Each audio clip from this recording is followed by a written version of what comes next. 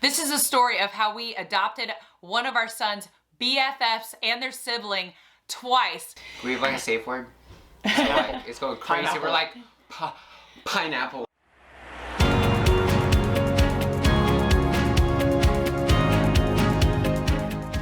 By the way, have you liked or subscribed yet? Like, you should probably do that. Should. Like, imagine.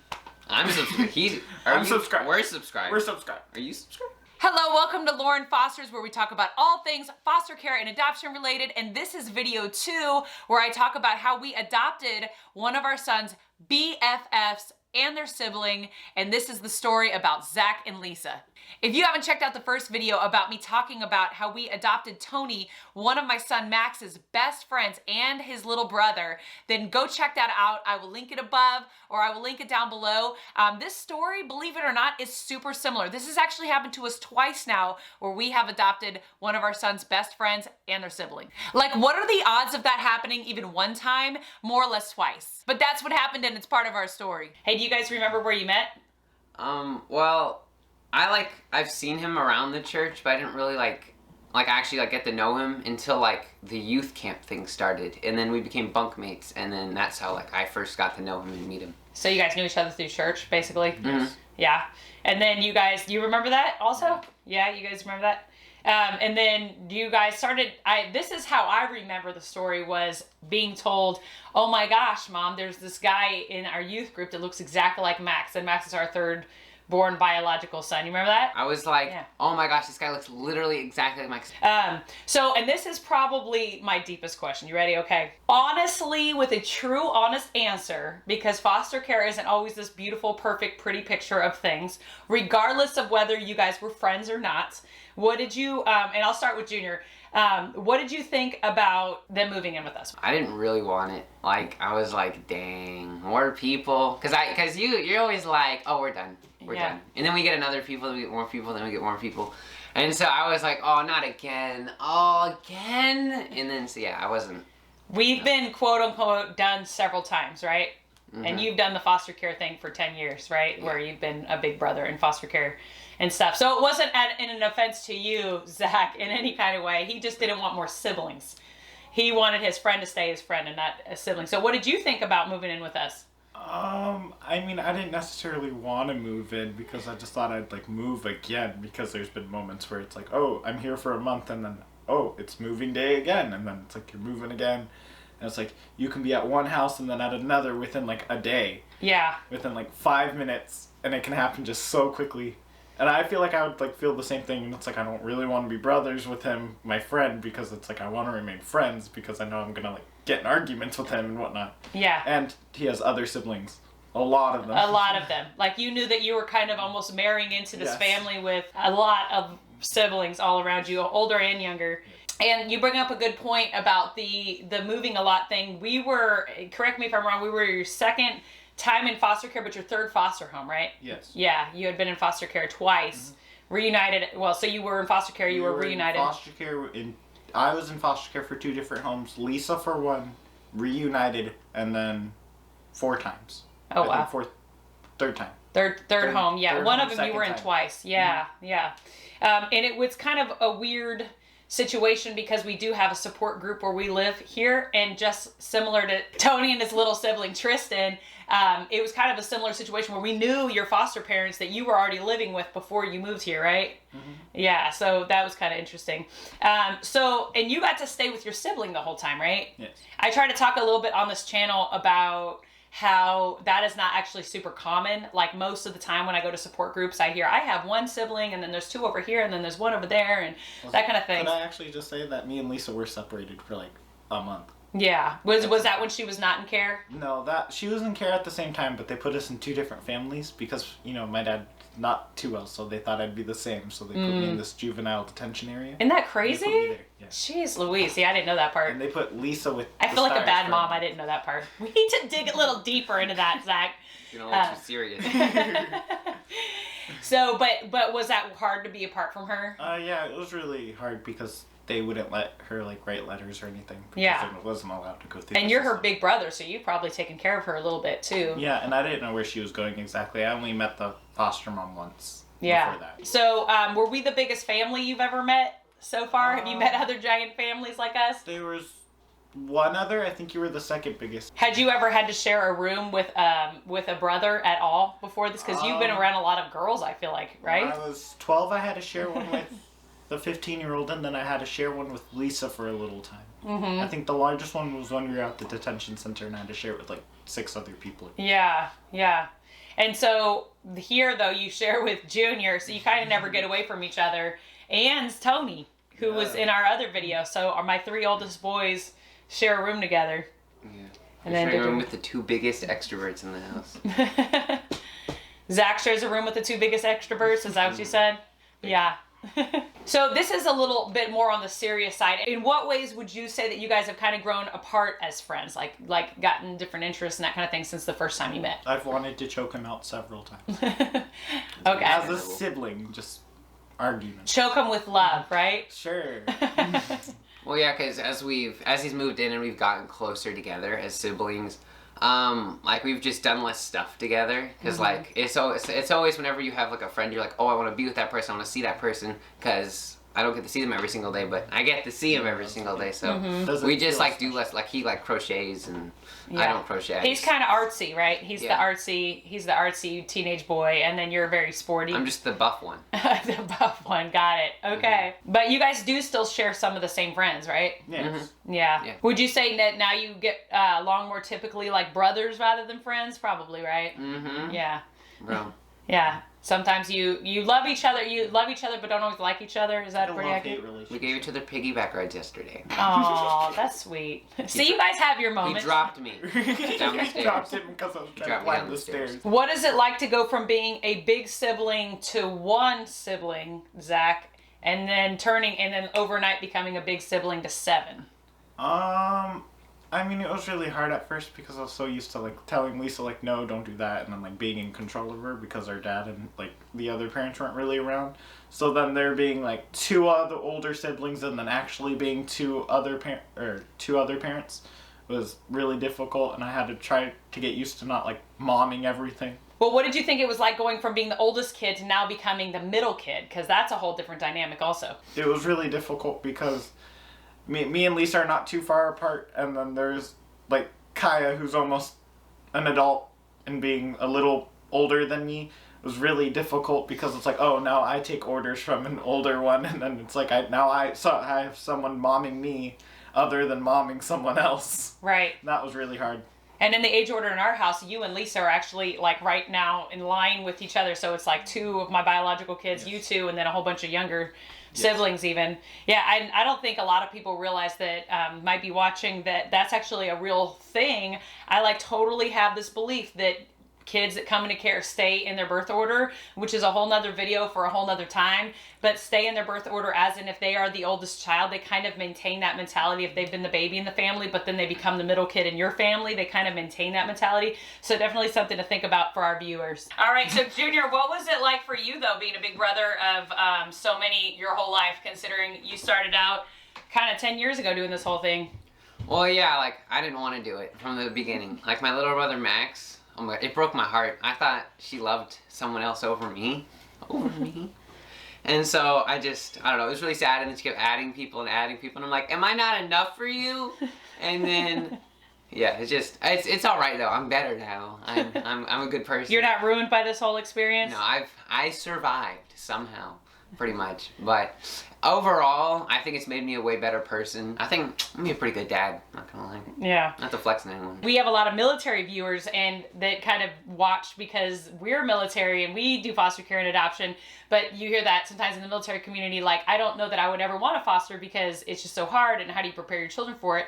And I like to say that because we are military, it's kind of almost prepared our hearts a little bit because we do say a lot of goodbyes and we do move a lot and that kind of thing. Would you agree with that? Yeah, military is all rough and tough, and the foster care system, that's all rough and tough. So it's not as crazy as a deal as it may sound at the beginning. And like, it gets better, and it's not as bad as it sounds, really. So I think it's all right. Yeah. So then what do you guys think? Should we adopt more? No. This is an adoption reveal video. No. No, I'm just kidding. No. Junior. No. We're done, just to be super clear, that's the plan. Last question, would you adopt or do foster care as an adult? Like, would you, like, one day even consider it? Okay, so given what you have experienced. I've been like joking around my family. I'm like, I'm never having any kids. I'm sick of this. I'm done. But seriously, my wife could probably get me to do anything. I'd have like 30 kids maybe. I don't know. I mean, I would say yes just from experience, knowing what they would go through. I'd at least consider it. Yeah. And I bet you a few other people in our family would probably as well, knowing them. Right, because if each one of you had the same amount of children as I have, I'd have 100 grandchildren. That's bonkers. And if our 100 grandchildren have 110 kids, you get 1,000. We all at least have to have 2, so you have 20. There you go. That'll be our goal. That's our goal, to have at least 20 grandchildren. Awesome. So the Max and Tony story that's in a different video that happened in a totally different state than the one we live in now. So we move here. We're a military family. If you're checking in for the first time, hi, my name is Lauren. I'm former foster youth. I'm a foster and adoptive mom of 10 kids. And we move around a lot because of the military. So we have fostered in 3 states. So here we are, a few years later, and we moved to this state. And one day, my oldest biological son comes up to me and he says, Mom, you have got to meet this kid, Zach, in our youth group. He looks exactly like Max. And I know you keep hearing that Max name over and over again because he was in the last video where I talked about a similar story, but it was just kind of coincidence that he had seen this kid in youth group and thought he could be Max's older twin. So of course I was all kinds of nosy and I wanted to see who this kid was. So one day Junior introduced us when we were walking through the halls, and he wasn't kidding. This kid somehow looked like he could have just been part of our family. Like he looked just like Max. It was kind of interesting actually. So of course I don't think much of it, and I don't even think I knew at the time if he was a foster kid or like what his story was. I don't think I knew anything about this kid at the time. Much like in my other video where I explained that we were good friends with another foster parent, I think that's kind of what we do as foster parents. We seek out other foster parents so that we have like our little crew that kind of like gets what we're going through. And by the way, little side note, if you're out there and you don't have a support group, find your people. I'm telling you, I have other videos about that, creating support groups. If you need to create one in your area, there's a video for that.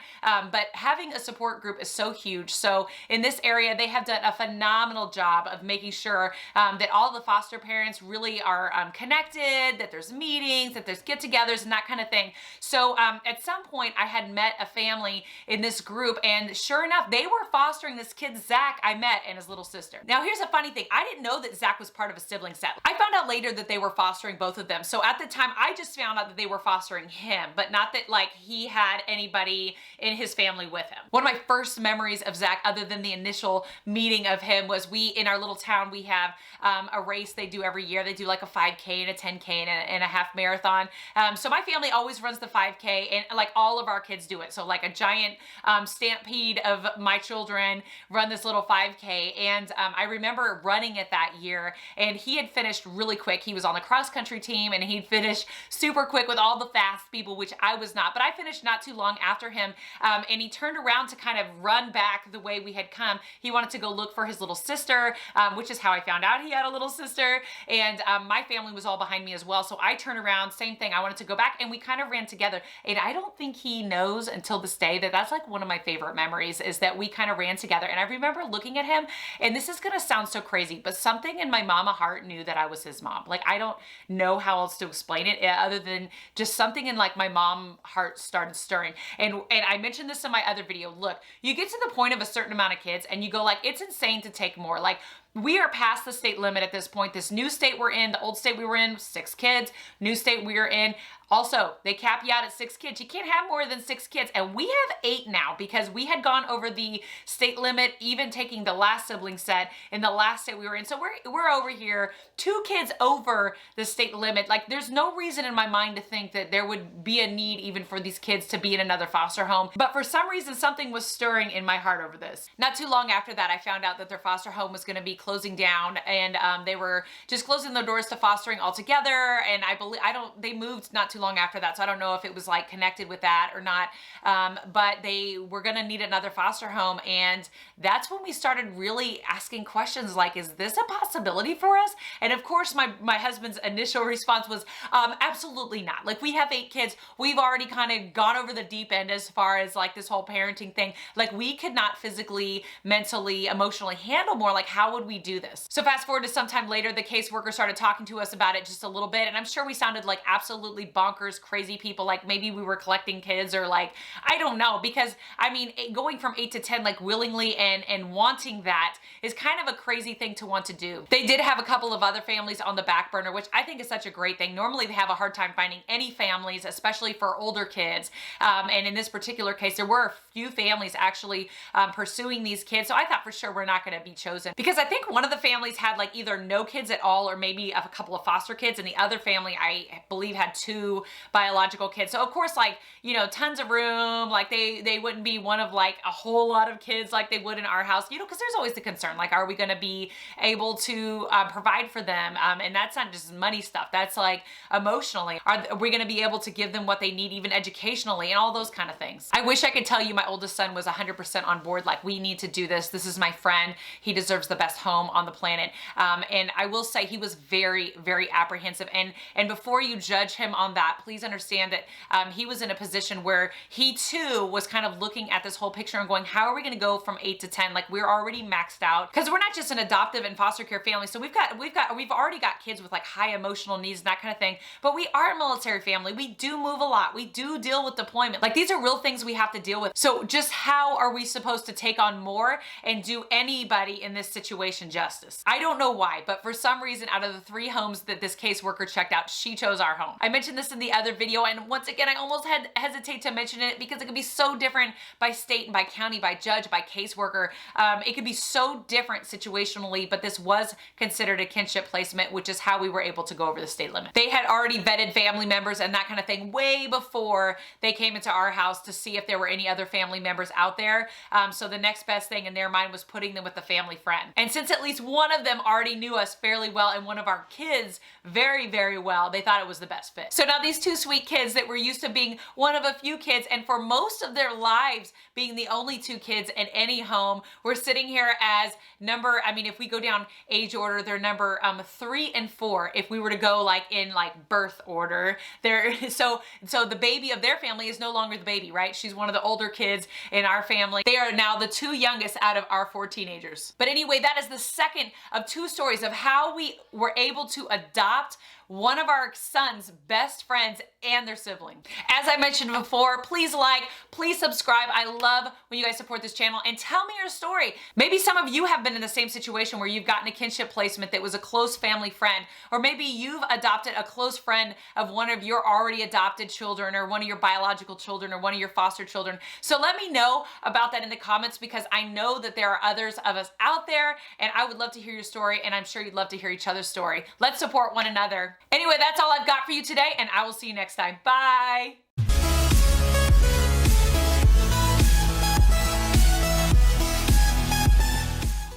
Like, Oh for yeah, real. freaking subscribe. You got 3 seconds. We're coming. Right now. Know your address. Come on, let's It's go. too late. We're Let's here. Go. Let's go. Let's go. Okay, I have one of me saying that with you going, and one of me going with. Okay. Anyway, I'm just leaving it. One of those 2 will make it in. Okay. Praise God. Is this a math question? Mom. I'm really hoping you subscribe. Oh, I'm so sorry. I was spacing out. Do you remember? I thought you were talking to him. No, I'm always talking to both I'm of you. so sorry. Do you